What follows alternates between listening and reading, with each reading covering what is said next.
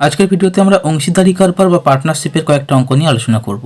অংশীদারি কারবার জিনিসটা কি সেটা আগে ছোট করে বলে নিয়ে তারপরে অঙ্কে যাচ্ছি। অংশীদারি কারবার মানে হচ্ছে যখন কোনো ব্যবসা একাধিক লোক মিলে করে, সেটা দুজন হতে পারে, তিনজন, চারজন, পাঁচজন এরকম হতে পারে। তার মানে একের বেশি লোক যদি ব্যবসায় যুক্ত থাকে তখনই আমি সেই ব্যবসাকে অংশীদারি কারবার বলবো। এবারে আমি যদি ধরে নিই তিনজন ব্যবসা করছে, এ, বি আর সি। এবারে এ 300 টাকা দিল, বি দিল 400 টাকা আর সি দিল 700 টাকা। তিনজন তিন রকম টাকা দিল, দিয়ে ব্যবসাটা শুরু করলো। ব্যবসা 1 বছর শেষ হলো, হওয়ার পরে হিসেব করে তারা দেখলো যে তাদের টোটাল 2800 টাকা লাভ হয়েছে, 2800 টাকা। তাহলে এই যে টাকাটা তাদের লাভ হলো, এই লাভের টাকাটা এবার তিনজনে ভাগ করে নেবে। এবার কিভাবে ভাগটা করবে? এবারে তিনজনে যেহেতু 3 রকম টাকা নিয়ে ব্যবসাটা শুরু করেছিল, তার মানে লাভের টাকা নিশ্চয়ই সমান ভাগে ভাগ হবে না। লাভের টাকাও তাদের দেওয়া টাকার পরিমাণ অনুসারে ভাগ হবে। এইখানে যে জিনিসটা আমাকে বুঝতে হবে, যদি সমান সময়ের জন্য তিনজনে টাকা দেয়, এরা তিনজন শুরুতেই টাকা দিয়েছে, 1 বছরের শেষে আমার 2800 টাকা লাভ হয়েছে, তার মানে 1 বছর ধরে তিনজনের এই টাকাটা ব্যবসাতে কেটেছে। সেক্ষেত্রে মূলধন যে অনুপাতে দেবে, লাভের টাকাটা যখন ভাগ হবে সেটাও সেই অনুপাতেই ভাগ হবে। অনুপাত কিভাবে করব? দুটো শূন্য করে সব জায়গা থেকে ক্যান্সেল করে দিলাম। তাহলে 3:4:7 এটা হচ্ছে তাদের মূলধনের অনুপাত, মানে ক্যাপিটাল যেটা দিয়ে ব্যবসা তারা শুরু করেছে। তাহলে মূলধনের অনুপাত যদি 3:4:7 হয়, তাহলে এখান থেকে কি করব? লভ্যাংশের যে অনুপাত, মানে লাভটা যেভাবে তারা ভাগ করবে, এই লভ্যাংশের অনুপাতটাও আমার 3:4:7 হবে। মানে যে অনুপাতে তারা ব্যবসাতে টাকা দেবে সেই অনুপাতেই তারা লাভের টাকাটা ভাগ করবে। এবারে মোট আমার 2800 টাকা লাভ হয়েছে, আর লভ্যাংশের অনুপাত কত? 3:4:7। এখান থেকে কি কত টাকা পাবে সেটা আমরা দুভাবে ভাবতে পারি। এক, আমি এইভাবে লিখতে পারি, মোট কত লাভ হচ্ছে? 3×4=7, 7×7=14, 14টাকে আমি নিচে রাখছি। এবার এ কত টাকা পাবে? এ দিয়েছে 3 টাকা, মানে 14 টাকার মধ্যে এ 3 টাকা দিয়েছে। তাহলে এই 3-14 সাথে আমি টোটাল টাকাটাকে এইভাবে গুণ করব। এখান থেকে কাটাকাটি করলে 14×2=28, দুটো শূন্য, এটা গুণ করলে 600 টাকা। এইভাবে আমি এ, বি, সি তিনজনের বের করতে পারি। আর একটা জিনিস আমি করতে পারি, যেটা এই 3, 4 আর 7 যোগ করলে 14 হচ্ছে। তাহলে টোটাল 14 টাকা লাভ যেটা, সেটাই অঙ্কে বলেছে 2800 টাকা। তার মানে 14 ইউনিটের মান হচ্ছে 2800। তাহলে 1 ইউনিট কত এটা আমি বের করে নেব। 1 ইউনিট কত হবে? 2800কে 14 দিয়ে ভাগ করলে কত হবে? 200। এই যে 200টা বেরিয়েছে, এটা আমি আলাদা করে বের করে নিলাম। এবার 1 ইউনিট যদি 200 হয়, এখান থেকে আমার যার টাকা দরকার তার টাকাটা পেয়ে যাব। যদি বলে বি কত টাকা পাবে, বি কত? 4, তাহলে 4 ইউনিট মানে 4কে 200 দিয়ে গুণ করলে 800 টাকা। সি এর ইউনিট কত? 7, তাহলে সি হচ্ছে 7×2=1400 টাকা। এইভাবে যার টাকা দরকার তার টাকা আমি বের করে নিতে পারবো। তাহলে মূলধনের অনুপাত দেওয়া থাকলে সেখান থেকে আমি লাভের অনুপাতটা পেয়ে যাব। এই লাভের যে টোটালটা, এই তিনটিকে যোগ করে যেটা হবে সেটা হচ্ছে মোট লাভের সঙ্গে সমান। এখান থেকে আমি 1 ইউনিট কতটা যদি বের করে নিতে পারি, কার কত লাভ হয়েছে আমি আলাদা আলাদা করে বের করে ফেলতে পারবো। তাহলে মোটামুটি এই কনসেপ্টের ওপরেই অংশীদারি কারবারের অঙ্কগুলো হবে। এবারে অঙ্কর বিভিন্ন টাইপ আছে, সেগুলো পরপর দেখব। তাহলে এবারে অঙ্কে চলে যাই। এখানে বলছে একটি ব্যবসায় এ, বি ও সি এর মূলধনের অনুপাত 3:4:5। তাহলে এ, বি আর সি তিনজনের মূলধনের অনুপাত আমাকে এটা বলে দিয়েছে 3:4:5। এবারে বলেছে যদি সি এর লাভ এর থেকে 200 টাকা বেশি হয়, এটা হচ্ছে সি, এই হচ্ছে এ, এদের দুজনের লাভের একটা সম্পর্ক দিয়েছে, বলেছে সি এর লাভ এর থেকে 200 টাকা বেশি। এরকম একজনের লাভ একজনের থেকে এত টাকা বেশি বা কম যখন বলা থাকবে, আমি অনুপাত থেকে কতটা বেশি সেটা একবার চেক করে নেব। অনুপাতে দেখতে পাচ্ছি এ 3 আছে, সি 5 আছে, তাহলে এদের মধ্যে ডিফারেন্স কত? 5 থেকে 3 বিয়োগ করলে 2। তাহলে যেটা 2 ইউনিটের ডিফারেন্স আমি অনুপাত থেকে পাচ্ছি, সেটা অঙ্কে বলে দিয়েছে 200 টাকা। তাহলে এখান থেকে 1 ইউনিট কত হবে? 2 ইউনিট 200 মানে 1 ইউনিট 100। এবারে আমাকে বলছে মোট কত টাকা লাভ হয়েছিল। মোট কত টাকা লাভ হয়েছে সেটাও আমি অনুপাতের যে সংখ্যাগুলো থাকবে তাদেরকে যোগ করে নেব। 3×4=7, 7×5=12, তাহলে টোটাল 12 ইউনিট আমার লাভ হয়েছে। 1 ইউনিট 100 টাকা হলে 12 ইউনিট কত টাকা হবে? 1200 টাকা। তাহলে টোটাল 1200 টাকা লাভ হয়েছে। এইভাবে যদি কারো বুঝতে অসুবিধা থাকে, সে এক্স ধরে নিতে পারে। যে অনুপাতটা বলে দেবে তাদের গায়ে খালি এক্স বসিয়ে দেবো, মানে 3x, 4x, 5x।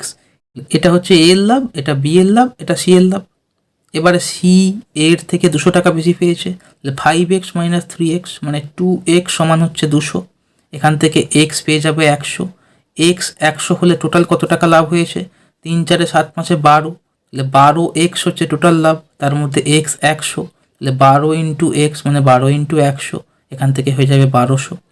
তাহলে এখানেও একই জিনিস হলো, আমি শুধু এখানে এক্সটা লিখে নিয়েছি, এখানে এক্সটা না লিখে আমি এটাকে 2 ইউনিট, 1 ইউনিট, 12 ইউনিট এইভাবে ভাবছিলাম। এবার এই যে অনুপাতটা এখানে দেওয়া আছে 3:4:5, এটা পূর্ণ সংখ্যার অনুপাত আছে। এর পরের অঙ্কটাতে অনুপাতটা ভগ্নাংশে দেওয়া আছে। অনুপাতটা যখন ভগ্নাংশে দেওয়া থাকবে সেখান থেকে কিভাবে অঙ্কটা করবো এবার দেখে নিই। আর এখানেও প্রথমে A:B:C কি হচ্ছে একবার লিখে নিই। 1/2 আছে, 1/3 আছে, 1/4 আছে।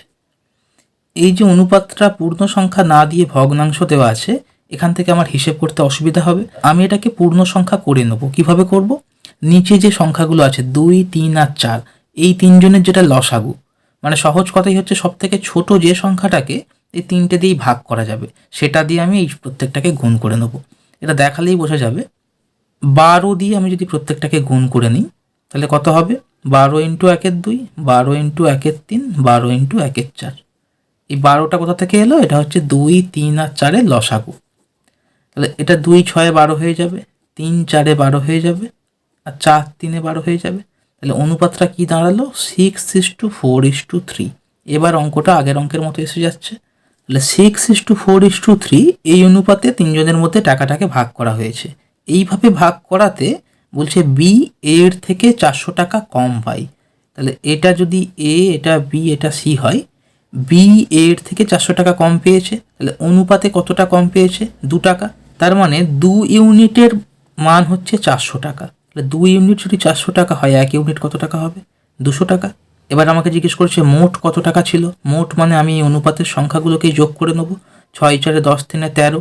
1 ইউনিট যদি 200 টাকা হয়, 13 ইউনিট কত হবে? 13 2 26, মানে 2600 টাকা। তাহলে টোটাল 2600 টাকা ছিল।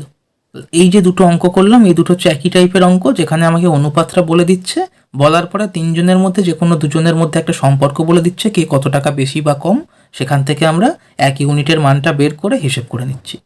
এবারে পরের অঙ্কে চলে যাই।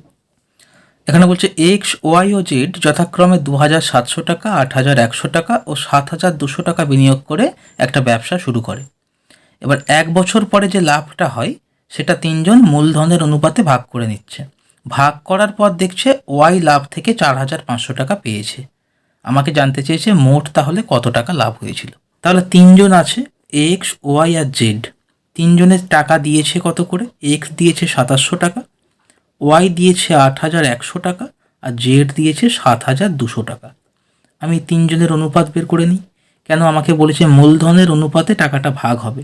তার মানে মূলধনের অনুপাত যা, সেই অনুপাতেই লাভের টাকাটা ভাগ হবে।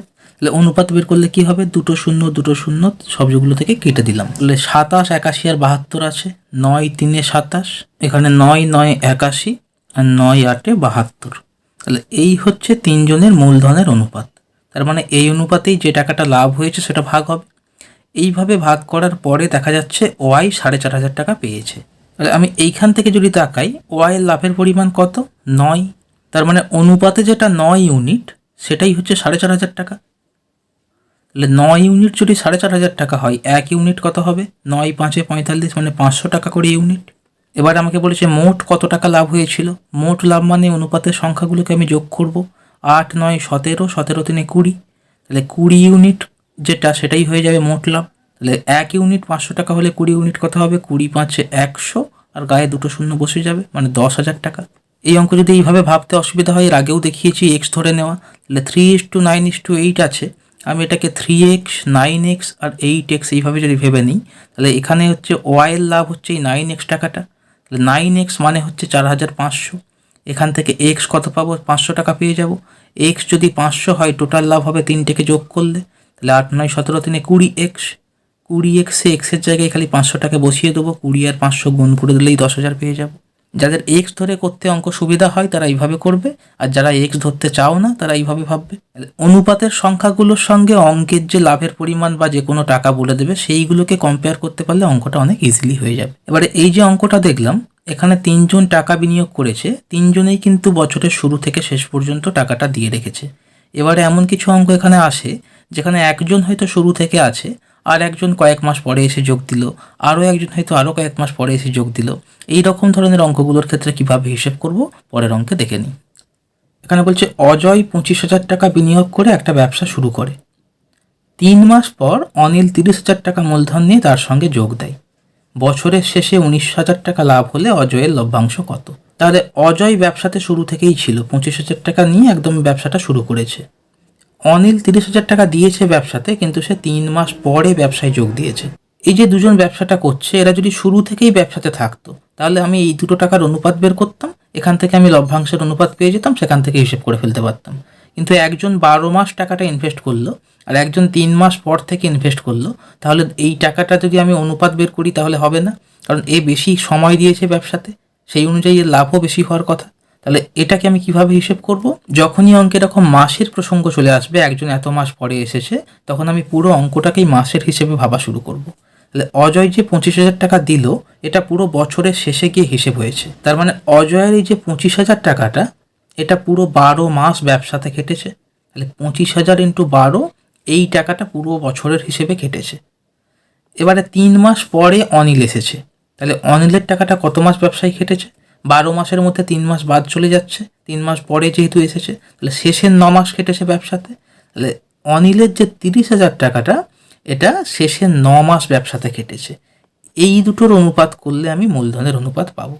তাহলে যখনই অঙ্কে মাসের হিসেব এসে যাবে, আমি এইরকম পুরো বছরটাকে 12 মাস ধরে নিয়ে সেই অনুযায়ী হিসেবটা করব। এই অনুপাতটা করলে এবার আগের অঙ্কের মতো অঙ্ক হয়ে যাবে। অনুপাত মানে কি, দুদিক থেকে কি কি কাটাকুটি করা যায় করে কতটা ছোট করা যায় করে নিতে হবে। তাহলে 3টে শূন্য 3টে শূন্য কেটে দিলাম।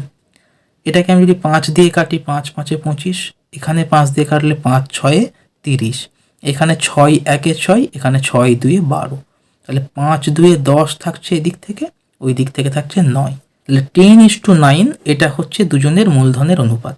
তার মানে দুজনের লভ্যাংশের অনুপাত হবে 10:9। এবারে আগের অঙ্কগুলো যেভাবে ভাবছিলাম, মোট কত টাকা লাভ হচ্ছে আমি এই দুটোকে যোগ করে পাবো। 10 আর 9 যোগ করলে কত? 19 ইউনিট লাভ হয়েছে। 19 ইউনিট লাভ যেটা এখান থেকে পাচ্ছি, অঙ্কে সেটা বলেছে 19,000 টাকা। তাহলে 19 ইউনিট যদি 19,000 টাকা হয়, 1 ইউনিট কত টাকা? 1,000 টাকা। এবারে আমাকে বলেছে অজয়ের লভ্যাংশ কত। অজয় প্রথমজন, মানে এই 10টা হচ্ছে অজয়ের পার্ট। তাহলে 10 ইউনিট কত হবে? 1 ইউনিট 1,000 টাকা, 10 ইউনিট 10,000 টাকা। তার মানে অজয় ব্যবসা থেকে 10,000 টাকা পাবে। আর অনিল আমাকে জানতে চাইনি, এখানে দেখতে পাচ্ছি 9 ইউনিট, তাহলে 9,000 টাকা। 10,000 আর 9,000 মানে মোট 19,000 টাকা লাভ হয়েছিল। এবারে পরের অঙ্কটা দেখে নিই। এখানে বলছে এ বছরের শুরুতে 12,000 টাকা মূলধন নিয়ে ব্যবসা শুরু করে। বি ও সি যথাক্রমে 3 মাস ও 6 মাস পর ব্যবসায় যোগ দেয়। বছরের শেষে এ বি ও সি এর লভ্যাংশের অনুপাত 2:3:5 হলে বি কত টাকা বিনিয়োগ করেছিল? তাহলে এখানে আমার 3 জন ব্যবসা করছে, এ বি আর সি। 3 জনের লভ্যাংশের অনুপাত দিয়ে দিয়েছে 2:3:5, কিন্তু আমাকে জানতে চেয়েছে বি কত টাকা দিয়েছিল।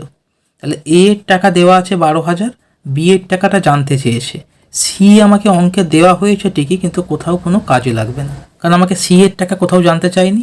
এ এর টাকার পরিমাণ দেওয়া আছে আর বি এর টাকাটা জানতে চেয়েছে, তাহলে আমার সি দরকার হচ্ছে না। তাহলে আমি অনুপাত থেকেও সি এর পার্টটাকে বাদ দিয়ে ভাববো। তাহলে এ আর বি এর অনুপাত কত? 2:3। এবার অঙ্কটা কিভাবে ভাববো? এ বছরের শুরুতে দিয়েছে 12,000 টাকা, তাহলে এটা 12,000 ইন্টু 12 হবে। আর বি কত টাকা দিয়েছে সেটা আমাকে জানতে চেয়েছে, তাহলে আমি ধরে নিচ্ছি বি এক্স টাকা দিয়েছে। তাহলে বি দিয়েছে এক্স টাকা, কত মাসের জন্য দিয়েছে? বি ব্যবসায় এসেছে 3 মাস পরে, তার মানে বি এর টাকাটা 9 মাস ব্যবসাতে কেটেছে। তাহলে এক্স ইন্টু 9, এটা হচ্ছে বি এর টাকা।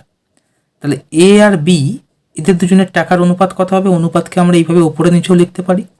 এইটা সমান অঙ্কে বলে দিয়েছে 2:3। কেন? এইটা হচ্ছে এ আর বি এর টাকার অনুপাত। A:B:C ছিল, আমি শুধু A:Bটাকে তুলে নিচ্ছি। তাহলে এটা হচ্ছে 2:3। এইখান থেকে আমি হিসেব করলেই এক্স এর মানটা পেয়ে যাব। তাহলে অঙ্কে 3 জনকে দিলেও আমার সি এর যেহেতু কোনো দরকার নেই, আমি সিটাকে বাদ দিয়ে অঙ্কটা ভাবলে সহজে হয়ে যাবে। এ এর টাকা 12,000, পুরো বছর খেটেছে, 12 দিয়ে গুণ করলাম। বি এর টাকা জানি না, এক্স ধরে নিলাম। 3 মাস পরে এসেছে মানে শেষের 9 মাস কেটেছে, 9 দিয়ে গুণ করলাম। এদের দুজনের যে টাকার অনুপাত সেটা হচ্ছে 2:3, মানে 2 এর নিচে 3। এখান থেকে কোনাকুনি গুণ করবো, এক্স এর মান পেয়ে যাব। এখান থেকে যদি কাটাকুটি করি, 3 দিয়ে কাটলে 3 4 12, এখানে 3 3 9, আবার 3 দিয়ে যদি এটাকে কাটি, 3 4 12, 3টে 0, কোনাকুনি গুণ করে নিলে 2x, এটা সমান 3 ইন্টু এই দুটো গুণ, 4 4 16, 16,000। এখান থেকে এক্স কত হবে? 3 ইন্টু 16,000 আছে, তার নিচে 2 চলে আসবে। 2 দিয়ে কাটলে 2 8 16, 3টে 0, 8,000কে 3 দিয়ে গুণ করব, 24,000।